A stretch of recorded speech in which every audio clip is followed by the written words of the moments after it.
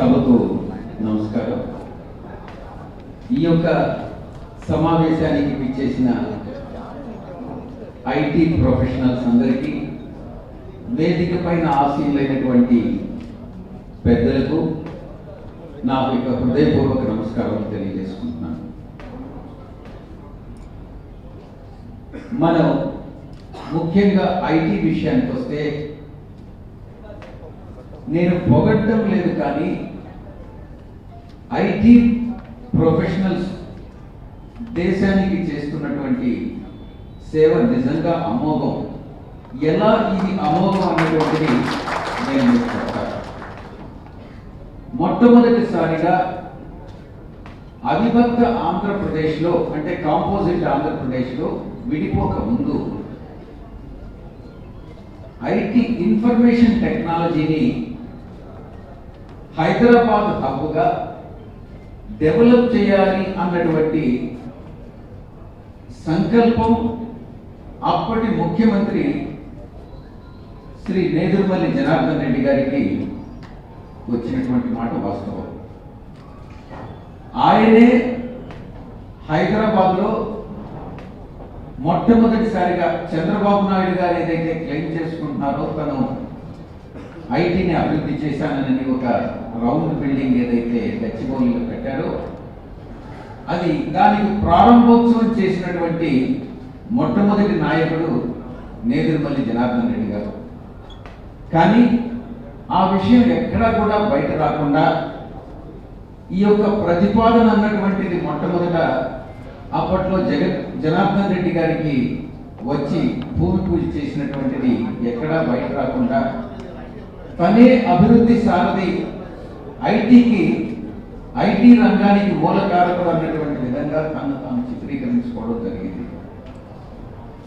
అప్పటి నుంచి అప్పటి ప్రారంభమైనటువంటి ఐటీ అభివృద్ధి, ఆ తర్వాత చంద్రబాబు నాయుడు గారు వచ్చిన తర్వాత ఆయనకి ప్రచారం తప్ప, ఆడంబరం తప్ప నిజానికి అభివృద్ధి చేసింది చాలా తక్కువ. ఆయన పూర్తిగా ఇగ్నోర్ చేశాడని నేను చెప్పను, కానీ చేసిన దానికన్నా ఎక్కువ చెప్పుకోవడం జరిగింది. అప్పట్లో ఆ తర్వాత వైఎస్ రాజశేఖర రెడ్డి గారు అధికారంలోకి వచ్చిన తర్వాత ఒక పెద్ద ఎత్తున ప్రచారం చేశారు. ఐటీ అన్నటువంటిది వెనుకబడిపోతుంది అని. కానీ దానికి పూర్తి భిన్నంగా రాజశేఖర రెడ్డి గారు ఐటీని ఆంధ్ర రాష్ట్రంలో బెంగళూరు, మిగతా పూణే ఇటువంటి ప్రాంతాలతో సమాంతరంగా అభివృద్ధి చెందించినటువంటి మహానాయకుడు స్వర్గీయ రాజశేఖర రెడ్డి గారు. ఆ తర్వాత రాజశేఖర రెడ్డి గారి తర్వాత రాష్ట్రం విడిపోవడం, రాష్ట్రం విడిపోయిన తర్వాత చంద్రబాబు నాయుడు గారు యథావిధిగా 5 సంవత్సరాల కాలం పాటు విడిపోయినటువంటి ఆంధ్ర రాష్ట్రం ఏదైతే ఉందో దాంట్లో విశాఖపట్నాన్ని ఎక్కడైతే అభివృద్ధి చేస్తే తన యొక్క ప్రాధాన్యత తగ్గిపోతుంది అన్నటువంటి ఉద్దేశంతో విజయవాడ కేంద్రంగా అభివృద్ధి చేయాలి అన్నటువంటి సంకల్పంతో పూర్తిగా విశాఖపట్నం నిర్లక్ష్యం చేయడం జరిగింది. ఐటీ అంటూ హైదరాబాద్ తర్వాత కానీ డెవలప్ అయితే అది విశాఖపట్నంలో డెవలప్ అవుతుంది అన్నటువంటిది అందరికీ కూడా తెలుసు. స్వర్గీయ రాజశేఖర రెడ్డి గారు ముఖ్యమంత్రిగా ఉండగా ఐటీని విశాఖపట్నం ఐటీ హబ్గా డెవలప్ చేసేదానికి ఆయన చాలా ప్రయత్నం చేశారు. అప్పట్లోనే ఐటీ సెస్ని ఆయన ప్రారంభించడం జరిగింది. వచ్చినటువంటి ప్రతి ఐటీ దిగ్గజం కంపెనీలన్నింటినీ కూడా మీరు విశాఖపట్నంలో మీరు నెలకొల్పండి అని ఆయన బాగా ఎంకరేజ్ చేయడం జరిగింది. అది ఆ తర్వాత జగన్మోహన్ రెడ్డి గారు ఇప్పుడు విశాఖపట్నాన్ని ఐటీ హబ్గా తీర్చిదిద్దాలన్నటువంటిది ఆయన యొక్క సంకల్పం. ఇక ఐటీ ప్రొఫెషనల్స్ కాంట్రిబ్యూషన్ కానీ తీసుకుంటే ప్రధానంగా దేశ అభివృద్ధి అన్నటువంటి రంగాల్లో జరుగుతూ ఉంటుంది. ఒకటి పారిశ్రామిక రంగం, 2 సేవా రంగం, 3 వ్యవసాయ రంగం. ఈ 3 రంగాల్లో అభివృద్ధి అన్నటువంటిది దేని ద్వారా సూచిస్తుంది అని అంటే అభివృద్ధి సూచిక జీడిపి గ్రాస్ డొమెస్టిక్ ప్రోడక్ట్ కానీ, జీవీఏ గ్రాస్ వాల్యూ అడిషన్ కానీ, తలసరి ఆదాయం పర్ క్యాపిటల్ ఇన్కమ్, ఈ 3ని కూడా అభివృద్ధికి సూచికలు.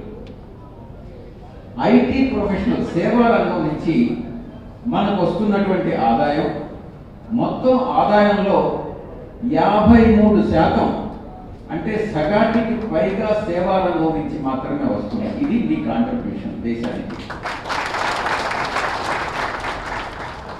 ఇక పారిశ్రామిక రంగాన్ని తీసుకుంటే పారిశ్రామిక రంగం కాంట్రిబ్యూషన్ అన్నటువంటిది మొత్తం దేశ జీడిపిలో కాంట్రిబ్యూషన్లో 29% మాత్రమే ఉంది. ఆ తర్వాత వ్యవసాయ రంగ అభివృద్ధి 19% ఉంది. ఇది మొత్తం మీద ఓవరాల్గా మన అభివృద్ధి సూచికలు అన్నటువంటివి ఈ రకంగా ఉన్నాయి. ఇక గ్రాస్ వాల్యూ అడిషన్ కానీ తీసుకుంటే ఈ యొక్క సేవా రంగంలో 247 లక్షల కోట్ల రూపాయలు గ్రాస్ వాల్యూ అడిషన్ అన్నటువంటిది జరుగుతూ ఉంది. అదే ఇండస్ట్రియల్ సెక్టార్ కానీ వస్తే 69.8 లక్షల కోట్ల మాత్రమే గ్రాస్ వాల్యూ అడిషన్ అన్నటువంటిది జరుగుతూ ఉంది. కాబట్టి మీ యొక్క contribution for the growth and development of the nation, not only this state, so really should be appreciated. ఇక రాష్ట్రానికి వస్తే, రాష్ట్రం ఈరోజు విడిపోయిన తర్వాత రాష్ట్రంలో ప్రధానంగా ఐటీ అభివృద్ధికి దోహదపడేటటువంటి ప్రాంతాలు విశాఖపట్నం. ఆ తర్వాత విశాఖపట్నం ఎందుకు అభివృద్ధికి దోహదపడుతుంది ఐటీ అభివృద్ధి కంటే, ఐటీ అభివృద్ధి చెందాలి అని అంటే, ఐటీ కంపెనీలు రావాలి అని అంటే ఎక్కడైనా కూడా మల్టీకల్చరల్ మల్టీ ఎథనికల్ సొసైటీ, వివిధ ప్రాంతాల నుంచి వచ్చినటువంటి వాళ్ళందరూ కూడా వచ్చి అక్కడ సెటిల్ అయ్యి ఆ యొక్క నివాస యోగ్యంగా ఉంటే, మౌలిక సదుపాయాలన్నీ కూడా ఉంటే అప్పుడు ఆ యొక్క ప్రాంతం ఐటీ అభివృద్ధికి దోహదపడేదిగా తయారవుతుంది. అది విశాఖపట్నానికి ఉంది. కానీ ఇప్పుడు మన ముందు ఉండేటటువంటి కర్తవ్యం, అది న్యాచురల్గా విశాఖపట్నం ఉన్నటువంటిది డెవలప్ అవుతుంది. ఎందుకనంటే ఈ ఎన్నికల తర్వాత గౌరవ ముఖ్యమంత్రి గారు చెప్పారు, ఐటీ విశాఖపట్నంలోనే నేను ప్రమాణ స్వీకారం చేస్తానని గౌరవ ముఖ్యమంత్రి గారు.